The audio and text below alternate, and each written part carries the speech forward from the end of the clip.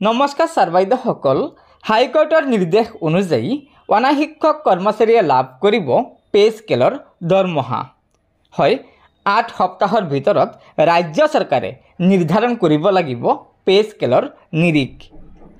ৰাজ্যৰ বিভিন্ন শিক্ষানুষ্ঠানত কৰ্মৰত একাংশ অনাশিক্ষক কৰ্মচাৰীয়ে ফিক্সড পেৰ পৰিৱৰ্তে পে স্কেলত দৰমহা প্ৰদানৰ বাবে উত্থাপন কৰি অহা দীৰ্ঘদিনীয়া দাবী পূৰণ হোৱাৰ দিশে আগবাঢ়িছে।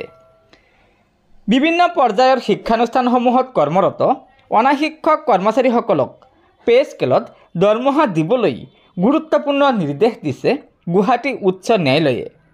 বিশেষকৈ নতুন প্ৰাধিকৰণ আইন অসম শিক্ষা আইন 2018ৰ অধীনত প্ৰাধিকৃত হোৱা অনাশিক্ষক কৰ্মচাৰীসকল এই নিৰ্দেশনাৰ জৰিয়তে লাভান্বিত হ'ব।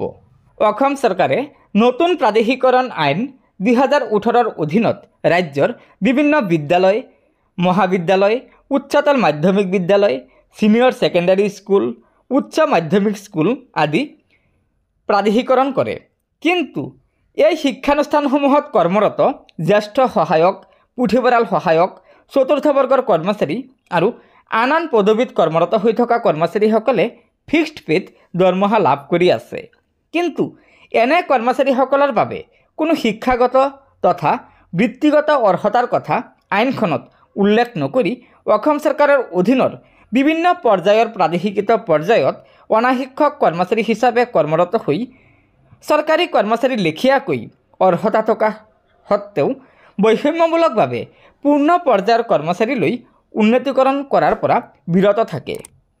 ইয়াৰ পৰিৱৰ্তে তেওঁলোকক ফিক্সড পে প্ৰদান কৰাৰহে ব্যৱস্থা গ্ৰহণ কৰে অসম চৰকাৰে, যাৰ পৰিপ্ৰেক্ষিতত এই অনাশিক্ষক কৰ্মচাৰীসকল গুৱাহাটী উচ্চ ন্যায়ালয়ৰ ওচৰ চাপে আৰু শেহতীয়া ৰায়দানৰ ভিত্তিত অৰ্থাৎ চৰকাৰী পক্ষ আৰু আবেদনকাৰীৰ পক্ষই অধিবক্তাৰ যুক্তি শুনাৰ পাছত উচ্চ ন্যায়ালয়ৰ বিচাৰপীঠখনে কয় যে এই কৰ্মচাৰীসকল আন কৰ্মচাৰীৰ দৰেই নিয়মীয়া পে স্কেল লাভ কৰাৰ যোগ্য। সেয়েহে তেওঁলোকক পে স্কেল প্ৰদান কৰাৰ লগতে 8 সপ্তাহৰ ভিতৰত পে স্কেল নিৰ্ধাৰণ কৰিবলৈ নিৰ্দেশ দিয়ে বিচাৰপীঠখনে। গতিকে ছাৰ বাইদেউসকল, আপোনালোকে নিশ্চয় জানিব পাৰিলে যে নতুন প্ৰাধিকৰণ আইন 2018ৰ অধীনত ৰাজ্যৰ যিসমূহ শিক্ষানুষ্ঠান প্ৰাধিকৰণ হৈছে, এই শিক্ষানুষ্ঠানসমূহত কৰ্মৰত যিসকল অনাশিক্ষক কৰ্মচাৰী আছে, সেই অনাশিক্ষক কৰ্মচাৰীসকলক পে স্কেলত দৰমহা দিবলৈ গুৱাহাটী উচ্চ ন্যায়ালয়ে শেহতীয়াকৈ ৰায়দান দিছে। গতিকে এয়া নিশ্চয় ৰাজ্যৰ কৰ্মচাৰীসকলৰ বাবে এটা অত্যন্ত সুখবৰ।